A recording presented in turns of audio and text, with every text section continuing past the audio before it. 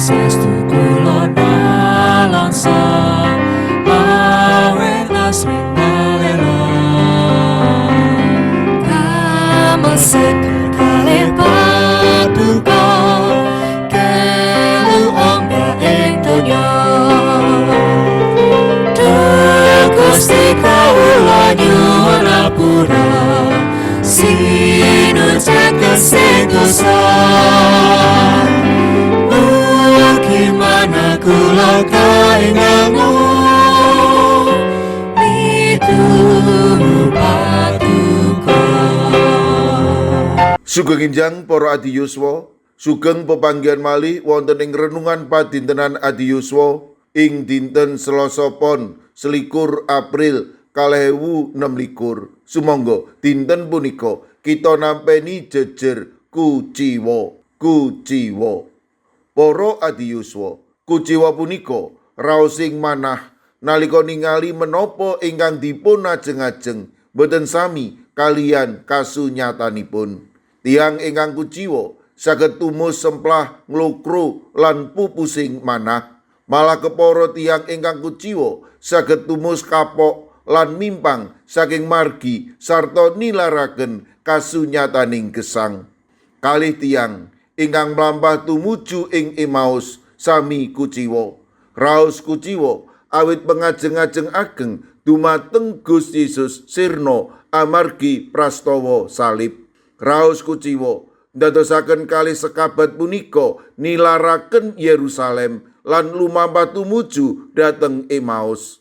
Nanging Gusti Yesus boten negakaken Gusti rawuh lan nderek senajan boten dipun mangertosi.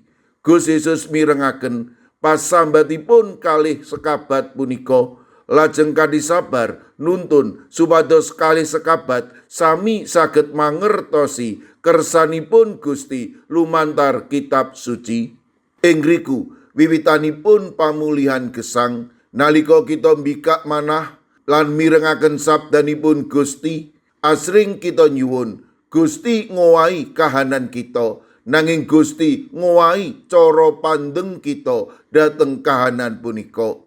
Nalika Gusti mecah roti, paningalipun kalih sekabat wau kabikak lan manahipun murup kados geni. Lukas 21 ayat 30 kalih. Wong loro mau tumuli padha sak pocapan mengkene. Atiku rak wis padha ngangah-ngangah nalika panjenengane ngendika marang aku kabeh ana ing dalan lan nalika panjenengane nerangake kitab suci marang kowe lan aku. Raos kuciwa dados kabingahan pangungsen dados paseksen. Kalih sekabat wau lajeng wangsul dhateng Yerusalem pralambang kasetyan lan timbalan sejati. Wungunipun Sang Kristus dadosaken kalih sekabat punika tangi lan nyusun malih arah gesangipun. Para adi yuswa, mbok bilih kita ugi sampun lumampah wonten margi Emaus kita piyambak. Kita kuciwa saya lan kecalan arah. Nanging warta kabinganipun Gusti Yesus lumampah sesarengan kalian kita. Panjenenganipun bikak paningal kita, nyulut manah kita, nuntun wangsul dhateng timbalan sejati. Sumangga kita ngaturi wekdal kagem Gusti ngurupaken semangat gesang kita. Amin. Sumangga kita ndedonga.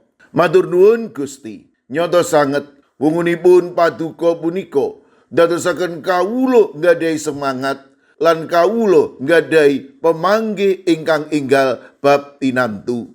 Paduka berkahi kawula, matemah wungunipun paduka numusaken kawula tansah kebak ing pengajeng-ajeng.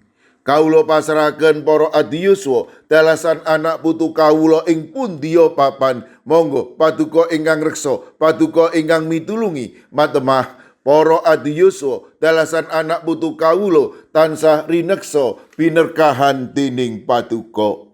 Mirunggan kala pasrahaken sawetawis sedherek kawula ing GKJ Magelang ingkang nembe nandhang sakit.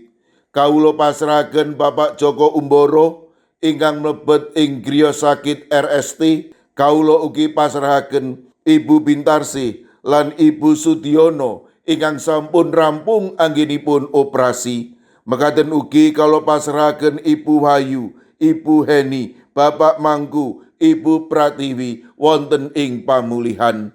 Kawula pitados paduka ugi ingkang badhe tansah ngreksa paring pitulung lan ugi maringi kesarasan ingkang wetah. Kawula ugi masrahaken Ibu Danu Sutardi, GKJ Wedi.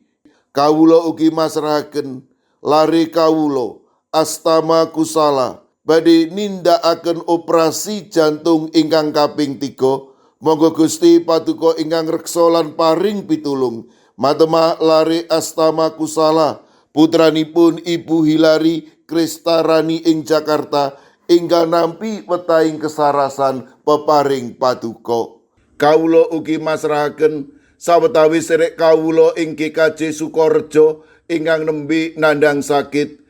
Bapak Sobri Pranoto, Bapak Roger Antoni DL, Bapak Kadaryanto, Bapak Samuel, Ibu Tumini, Ibu Susmi, Ibu Sukarmi, Bapak Untung Basuki, Bapak Adityo, Bapak Winoto.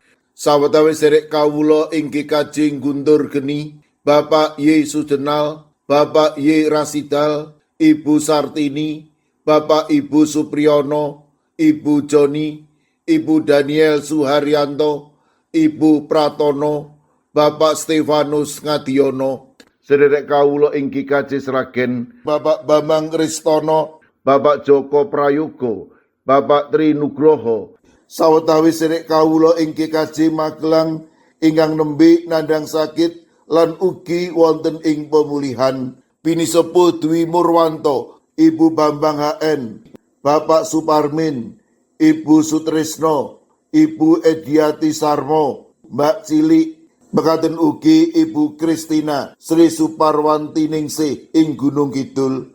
Kawula pasrahaken sedherek kawula ing GKJ Wonocatur, Ibu Daniel, Bapak Ujianto, sedherek kawula ing GKJ Kabluk, Ibu Suwarti, Bapak Darmo, sedherek Susi Artowati, Bapak Edi Mursetyo, Bapak Yosua Jimmy Paningsang, Bapak Triyoso lan Larisiena putranipun Bapak Viko.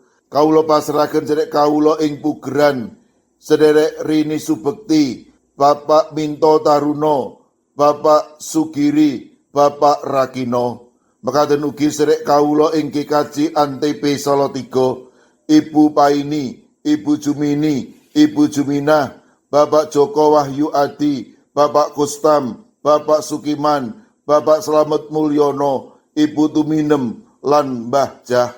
Kawula pasrahaken sedherek kawula ing GKJ Telepok, Ibu Wiryo Sumarto, Bapak Yutam, Bapak Karyadi. Sedherek kawula ing Klaten, Bapak Suranto, Bapak Harsono, Ibu Tiwi Bambang Sutomo. Sedherek kawula ing GKJ Ngablak, Ibu Wahyu Ningsih Wakijan. Sedherek kawula ing GITJ Trangkil Pati, Bapak Ibu Karyo, Bapak Ibu Toyo, Ibu Nani Cahyono. Mekaten ugi kawula pasrahaken sedherek kawula ing GKJ Sragen, Bapak Adi Sungkono, Ibu Astuti Purnaningsih, Bapak Warsito Riyadi, Bapak Suyanto, lan Ibu Sumiati.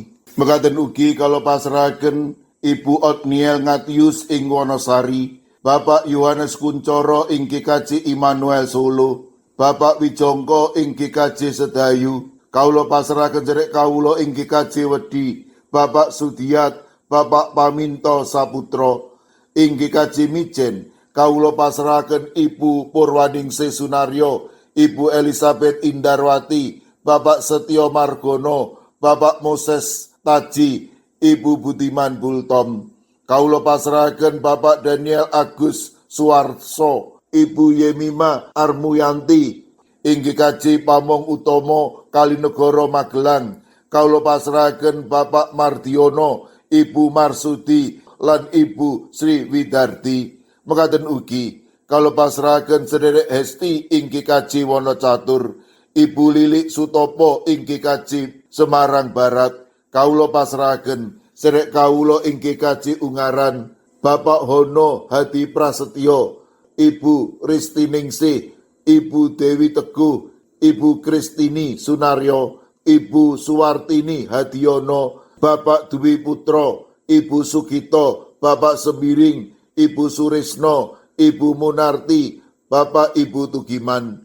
Kaulo pasrahaken Bapak Yohanes Mudadi ing GKJ Tuban. Kaulo pasrahaken sedherek kawula ing GKJ Wonosobo, Bapak Lazarus Samijan, Ibu Endang Sarjono, Bapak Yusuf Sunaryo. Kawula pasrahaken sedherek kawula ing GKJ Gondang Winangun, Ibu Lasiem lan Eyang Sarwito ing GKJ Ngalian. Duh Gusti, kawula pasrahaken sinten kemawon ingkang wedal sak mangkin nembe nandang sakit lan ing pemulihan. Para adiyuswa ing pundiya papan, monggo paduka ingkang reksa, paduka ingkang mitulungi, matemah sedayanipun menika paduka kiyataken lan paduka paringi bagas kesarasan ingkang wetah. Kawula pasrahaken sedaya pandonga pasambat kawula wonten ing asta paduka Gusti kawula Yesus Kristus. Amin. Sumangga para adiyuswa kita tutup pepanggihan kita renungan padintenan adiyuswa kanthi ngrepekaken kidung. Sumangga.